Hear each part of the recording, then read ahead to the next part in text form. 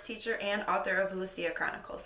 Today's video is a hopefully short book review on a novel that I am doing with my 6th grade language arts class right now. The book is called The Devil's Arithmetic by Jane Yolen, and my students are only on chapter 9, but naturally I read ahead in order to prepare the unit, and the book is very, very good. I don't know about you, but I teach in low SES areas. I taught at a charter school in Cleveland, and I teach in another area where it is high rates of poverty. And I noticed that a lot of my students seem to be lacking empathy. And if you don't know what empathy is, it's not just like sympathy where you feel bad for someone. It's where you can actually put yourself into that situation. So this book, if you don't know, The Devil's Arithmetic, is a little bit fantasy, but mostly historical fiction. And it is about a girl, the protagonist. Her name is Hannah Stern. And, she's totally not interested in going to her family's Passover Seder. She always hears the same stories. She knows that her grandpa was, him and his sister were like the only survivors during the concentration camps during the Holocaust. The rest of their family died. And she kind of just doesn't understand, like, why do we always have to remember? Why do all of our traditions have to be with, remembering things? My best friend Rosemary doesn't have to do this. She's Catholic, and, she gets to have jelly beans and fun things on Easter. And there comes a chance where Hannah goes back in time. And this is not a spoiler because it's in the back of the book synopsis anyway. And she's placed back in 1942, and all of a sudden she's being called, excuse my Yiddish, Chaya, which means life.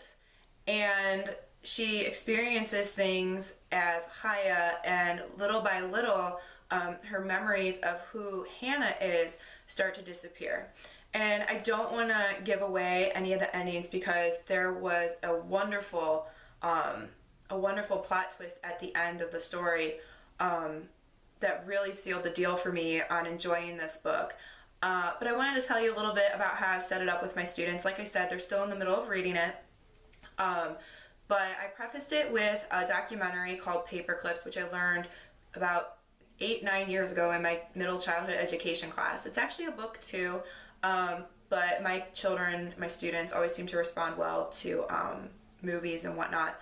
So it's a documentary, and we did a KWL, and the prior knowledge they had about World War II and the Holocaust, besides a few students, was seriously lacking. One good thing is that, if you don't know, Paper Clips is about a school in Appalachia in Tennessee that they're studying the Holocaust because the teachers want to teach tolerance, because the area they live in is predominantly, I believe it was like white, Protestant, and poor. And so they started like a Holocaust unit. And the students didn't understand the number 6 million when they found out that 6 million Jews were killed during the Holocaust.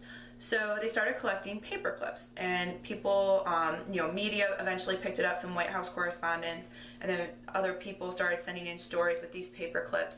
And eventually they had so many paper clips, I believe they ended up using 11 million for all of the people, not just the Jews that were killed in like concentration camps. And they ended up making a memorial that still exists at their school today. I believe it was Whitwell Middle School in Whitwell, Tennessee.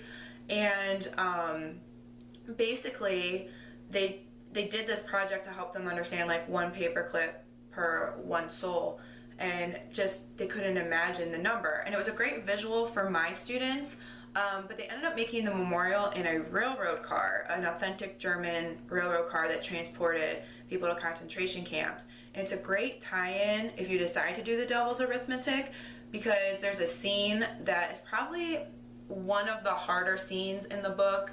Actually, after reading it, I think it was like chapter 10 or so, after reading it I had to put the book down for a while because I am almost overly empathetic. And it was a very powerful scene, and it involves the transportation in a rail car to the concentration camp. And it's, with the documentary, it's a great visual if your students are very visual learners, to tell them 80 to 120 people were put in this car and the scene in the book is just going to tie in nicely to that documentary. So far, my students are responding well. The first 6-7 chapters are a lot of establishing who Hannah is, what is her personality, getting her back into 1942, establishing the other characters who she is going to be with through the rest of the novel. So it's a little slow going, but about chapter 8, I think is the chapter we read yesterday, there ends up being some Nazi soldiers outside of a synagogue where there's going to be a wedding that Hannah is involved in. And it ends with the Nazi soldiers, making a semicircle, like a gaping jaws of a steel trap. And the reaction on some of my students was pretty priceless. Just to see the reaction out of them and to see, boys have their eyes grow wide, and it's good, and I like where it's going right now, and I hope the rest of the novel proves to be a good learning experience for my students. I think it has the ability to appeal to both male and female students. If you're curious about the name, the Devil's Arithmetic has to do with, it's a phrase one of the characters comes up with that has to do with the math of, the mass extermination and the calculation and how many people end up being killed. And there's a like an epilogue and a author's note about what parts of the story are real and what parts of the story aren't, and a warning to study this kind of thing so that it doesn't happen again, because a lot of the World War II survivors and Holocaust survivors are an aging population, and we're not going to have those firsthand accounts anymore soon. So we're going to have to rely on our own history. It's a touchy subject for me just because I still, after all these years of learning about it, I can't wrap my brain around it. But I've never taught this novel, and I kind of decided on a whim.